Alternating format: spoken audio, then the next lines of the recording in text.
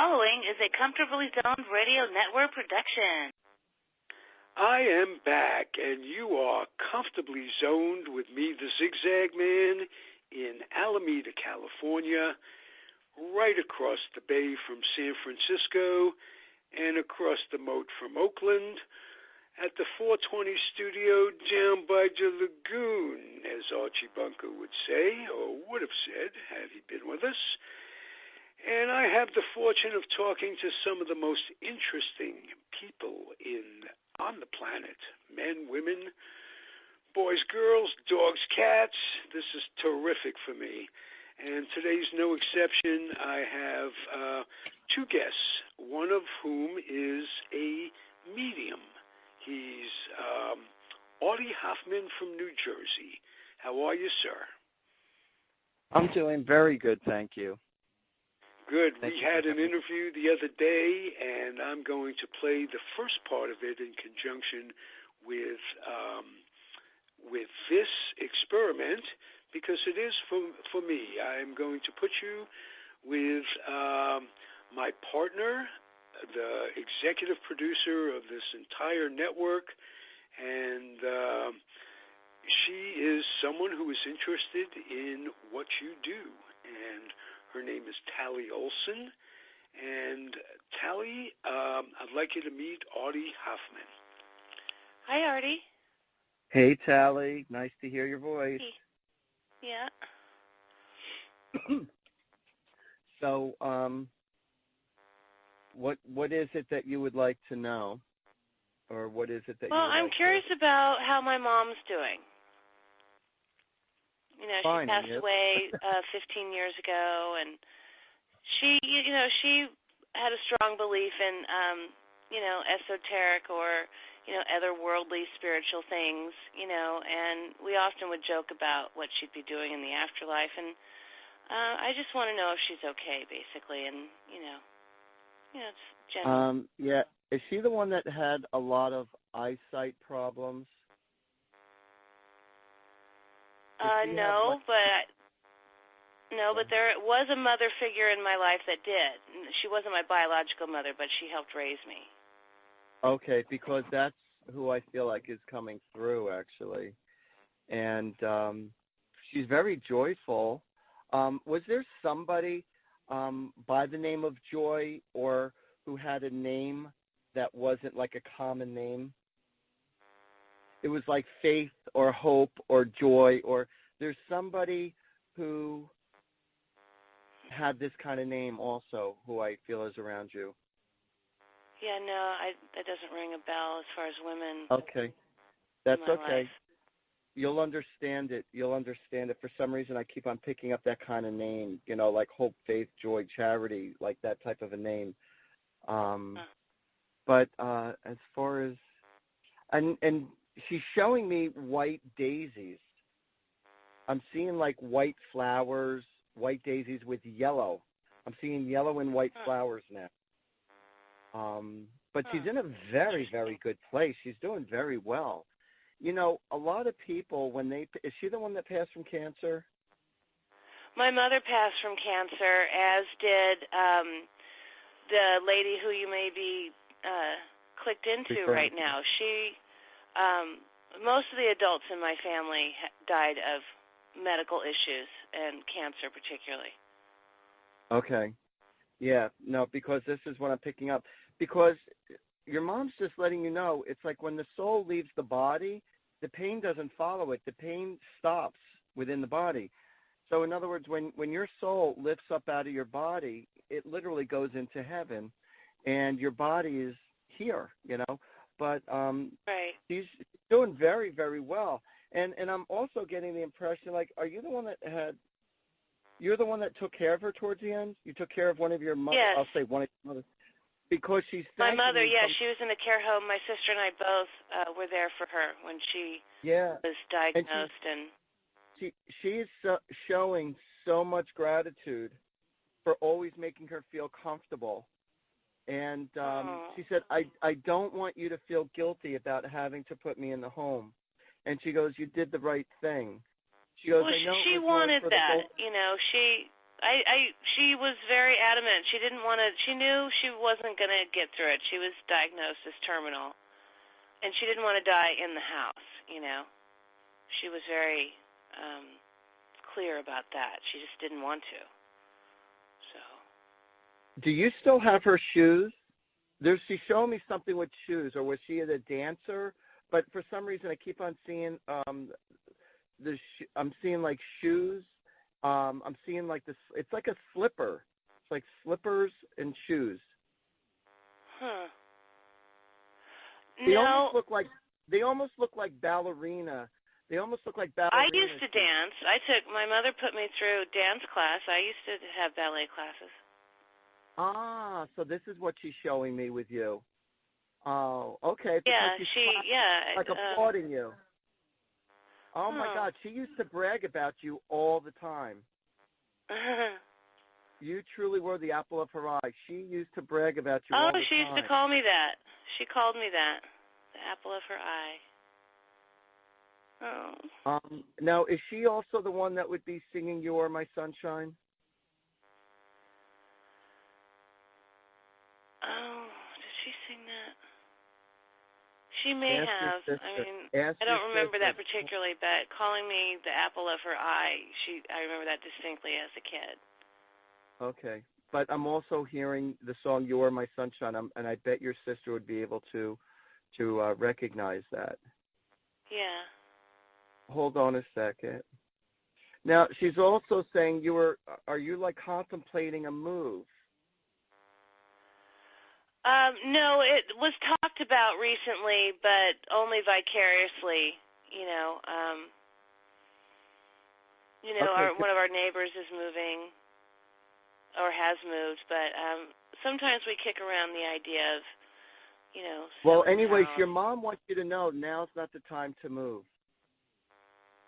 Yeah, no, we're not going to. We're not, like I said, it was a vicarious kind of conversation.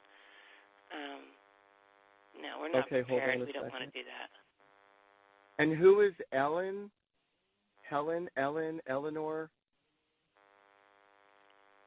No. Oh. Eleanor. I'm getting somebody who wasn't that tall. I'm getting somebody who had like, kind of a big chest on her. I'm sorry. No, I don't know. That's okay. I'm trying to think. Are these women friends of my mother's that have passed? It could. I'm not really sure because she had quite a few girlfriends. Okay, because these are the people who I'm seeing around her. And did she used to get together with them either to play cards or play mahjong, or because I'm seeing her gathering with her friends, like doing something fun on a regular basis? Yeah, she had a doll club that she put together in the house, and everyone there, mostly women, and they would create doll patterns and dolls themselves and work on a project, and it was a monthly thing, and I'd help her get ready and serve appetizers, and they'd work on a project together, and it was like, a doll club. And everybody there was, over 60, and she did have, I don't remember her friends' names, but that's what it struck me. These might be friends of Mom's that she's with that have passed away, too. That's what it has to be because the images are too strong in my mind. And I'm also getting like there is some kind of pain. I don't know if this is with you or your sister, but one of you have been experiencing some pains. Either it's within your arms, it's either like around the shoulder or the arms. I'm getting some kind of pain. Yeah, I have chronic neck and shoulder issues that I have to constantly guard against hurting myself. All right, because your mom is saying go to acupuncture because that's what's going to help you. Yeah. Yeah, I've done that. I finally had to go to a chiropractor. I've been through at least 25. No, an acupuncturist, not a chiropractor. Yeah. But that's going to help you. That's going to help you with the pain a lot. Yeah. Yeah, that's interesting. Your mom wants you to know she does hear you talk to her all the time. Oh, wow. Yeah, we miss her a lot. I'm also getting, whether you realize it or not, I'm also getting either you just purchased a car or you need to get another car. No, I don't drive. I don't even have a license. Okay, then this has got to Never be for went your that sister. far. Well, because I'm getting something in regards to getting a car, or there's going to be a purchase of a car within this year. Huh, okay. Within Yeah, your I don't know. family.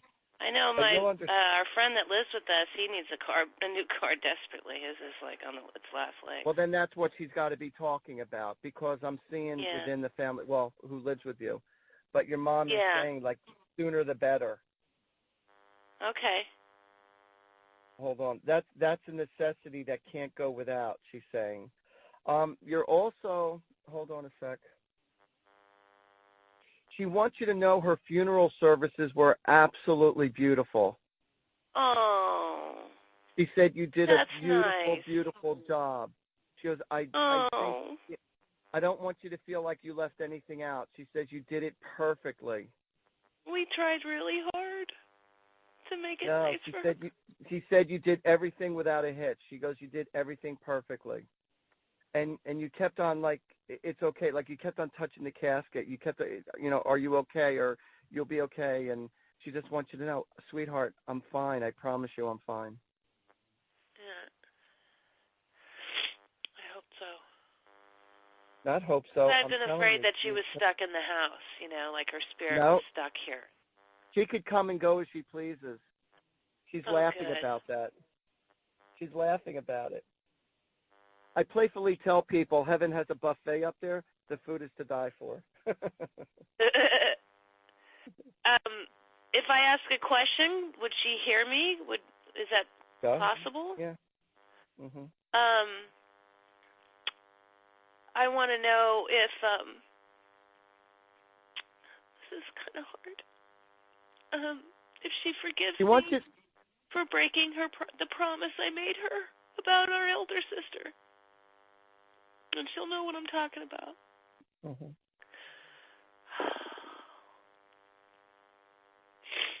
She says it was circumstances that were out of your control. She knows that you tried very hard, and she's very understanding to it. I hope so, because I broke a solemn promise to her. Listen to what I just said to you. You're saying, I hope so, and I'm telling you, this is exactly what she's saying. She said, sweetheart, let it go. It's fine. Oh, I hope so. That's so good. Stop saying, I hope so. I'm telling you that it's a fact. Okay, good. She's okay with that it. Means a lot. She said she does not want you to beat up. Don't beat up yourself. There's only so much that you can do. That's a relief. There's only so much you can do. She said you're not God. Well, we're all a piece of God, but. Right. Thank you, Artie. It was a great pleasure sharing time with you. Yeah, thank you. That's great. That means a lot. That makes me feel a lot better because I've been carrying that for a long time. I'm gonna let you know on a little spiritual secret also.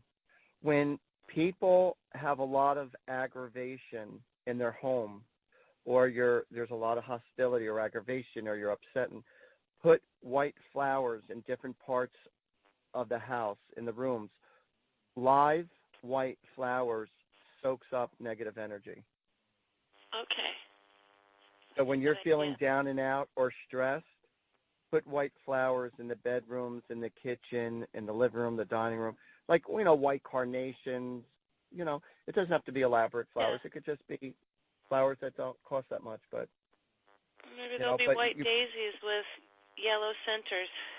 There you go, because that's exactly what I'm seeing. I'm telling you. And why is the number 10 so significant? I keep on seeing the number 10. I don't know. Is it the month of October? Is it the date of one of the months when somebody passed, somebody's birthday, anniversary of? The number 10. My sister has a birthday. Her birthday's in October. Okay. And who else? No, that's the only October birthday. in the family. And who is Debbie? Debbie, I have a close friend named Debbie. Okay, because she said the two of you were literally sisters in the previous life. Really? Yes. Huh. The two of you were sisters in the previous life. That's why you have such a strong connection to her. She said the two of you will remain she's a good close friend of mine. I've known her for a long time. Yeah, she says until death do you part. She says the two of you will always remain best of friends. Oh, good, because Debbie's a sweetie. Yes, she is. Your mother approves. Oh, good, good. As a matter of fact, you're going to hear something coming out of Debbie's mouth that you're going to say, my mother would always say that. It's either a song or a phrase or a word, and there's going to be something that's going to come out of her mouth, and you're not to prompt her. It's just going to come out of her mouth, and it's going to blow you away. And wow. And your mom is saying, I'm feeding her those thoughts. And that's going to be one of the proofs to let you know that your mom is around you. But Debbie's going to say something very naturally to let you know, at a conversation wow. to let you know that was your mom. Wow. Well, I'm going to look forward to that. And don't prompt her and don't ask her. Oh, no, I won't tell her even. I won't say anything. Yeah, but I'll just hang out with her like we normally do, naturally. Exactly. And then at some point, and it might not be the next time, but she's going to say something that you're going to go like, oh, my God. Wow. Okay. And she might be also mentioning a specific date that is strongly connected to your mom. But she's going to say something, and you're going to be like, oh, my God, oh, my God, oh, my God. Okay. I look forward to that. Oh, okay. That's a lot. Thank you. I'm going to hand you over to Ralph. Thank you, Artie. Oh, it was a great pleasure sharing time with you. Okay. I hope we get to talk again. Sounds great. Sounds really good. Okay. I have no problem with that. All right. Here's Ralph. All right, hon. Hey, Audie. If your purpose in life is to make people feel good, then you are living a blessed life, because I can tell when Tallie feels good, and what you're doing is good. So, thank you. Thank you. I won't quit my day job. All right. And my evening Tallie job. Tallie got me thinking about my mom a little bit, and I wanted to tell you two stories about my mother and see where this takes you. The first is she came to visit once, and she brought two beautiful sweaters, a blue one and a red one. And she says, try them on. And I went upstairs. I tried on the blue one. I came down, and she said, and I mean this, it's an old joke, but she said, what's the matter? You don't like the red one? That is funny. That is funny. That's very typical. Very typical. Very, very typical. So if I had to ask my mother a question, it would be something along the lines of, will anything please? Anything. So let's take it from there. Oh, as far as anything from your mother to you? No, would anything please her? A good example is that... what do you mean, would anything please her? In regards to what? Well, I'll give you anything that was ever done for her, with her. Will it ever be enough? Was it ever enough? I'll give you a very good example. Oh, wait. No, don't give me an example. Let me just feel it.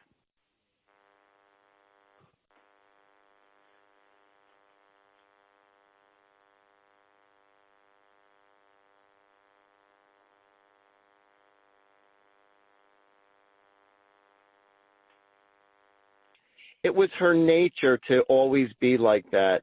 I mean, literally, she was raised and conditioned to be like that. And I feel like she's mimicking exactly the way her mother was, the way her mother or her father was. And that is a habit that she's created, and it had nothing to do with you.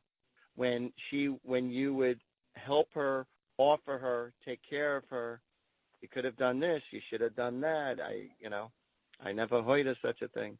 It was just, that was her demeanor through and through, no matter what. It was a part of her DNA, a part of her personality. So regardless of what you did, who you were, there was always something else that could have been different or better. And she's strongly apologizing to you, and she's telling you, sweetheart, you are enough. I want you to know that you are enough. All right. Well, I hope so. And she's laughing right now. She's laughing right now, and she goes, there are times where you're more than enough. Stop. Oh, boy. Because this is why a lot of times she's also conditioned you that when you do things for people, you keep on going and going and going to assist people or to help people, never stopping at just enough, because this is a condition that your mother drove into you. And so being that you're a big people pleaser, you always wanted to try to give more than what was necessary. And she said, I am very proud of you. I really am. I'm very proud of you for the kind of person that you are. And I'm sorry for you ever feeling like, were you ever enough? And she said, sweetheart, she goes, you're more than enough. She said, you're a mensch. Well, that's very sweet. And she was a good mom. She did the best she could, like we all do. Let's put it that way. And she was loved. And was she always like big time with the kids? I don't know if I'm talking about your mother or your grandmother, but there's an older woman here, and was really like used to her. She was known for cooking and baking, like she did everything. Whoa! In the kitchen. Well, when you say, am I talking to my mother or my grandmother? My grandmother is the one that spoiled me rotten for my mother to take over. So, and that's the woman that who was Rose? Mothered me in the first 5 years, because my parents would travel and go back to Europe. My father was a European, and he came here to escape the war and got some money, wanted to go back and visit Europe, this, that, and the other thing. So they left me with my grandmother and my grandfather for extended periods, months on end, and that's my Bronx roots. And so it's interesting you mentioned that those two were so much alike that they were at odds with each other. So you hit it right there, Audie. So I wanna share with you. When you mentioned the Bronx, when I hear the Bronx or Brooklyn, I got to share with you this funny story, and it's actually from Billy Crystal, and it's a funny story that you'll appreciate. Not that it has to do anything with spirituality. It was a funny moment, though. So Billy Crystal was walking the streets, and I don't know if was it the Bronx or Brooklyn he grew up in. Was it Brooklyn? Billy Crystal, I'm not sure. Boy, it wasn't the Bronx for sure. It was probably. And it was Brooklyn. It had to be probably Brooklyn. out on Long Island is what it was. He came from a show business family, and I think they had a house on Long Island. But so he was walking the streets as when he was a little boy. He said he was walking the streets with his grandfather, and there was a street person there, that had a bunch of junk in front of him. He goes, nothing was worth the value so much, but the guy was trying to make a penny or two. And so my grandfather bent down, and he picked up this old bent spoon. He said, a little rusted old bent spoon. And my grandfather looked at the guy. He goes, how much do you want for this? So the guy goes, give me a penny. And so his grandfather goes, "Is this the best you can do?" And so the guy goes, "Make me an offer."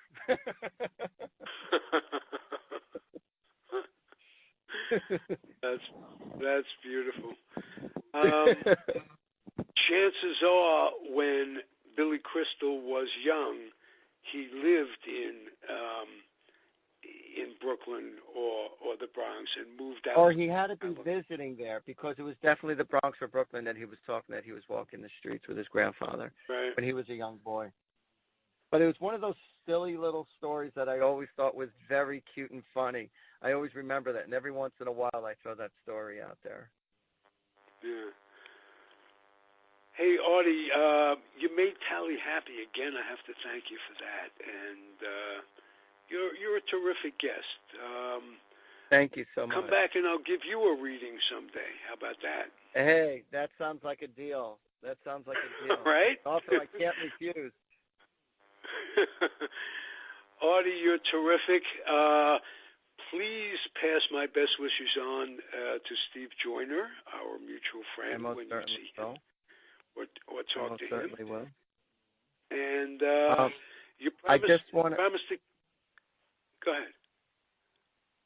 No, I just wanted to share. I have a lot of events coming up, and I do a Facebook Live show where I do free readings for the public all around the country, and actually all around the world. People can reach me. And it's every Sunday night, and it's 8 p.m. Eastern Time, which is 5 p.m. Western Time. And I have a Facebook Live show, and I read people for free for an hour over the air. And it's called Angels and Answers. But if you go to my website, artiehoffman.com, there's a link that you can get right to it. And, if anybody wanted to get, book a session with me for a reading, I'll explain to you my rates. And, it's Artie Hoffman at Gmail. You could email me, or my phone number is 732-778-7173. And,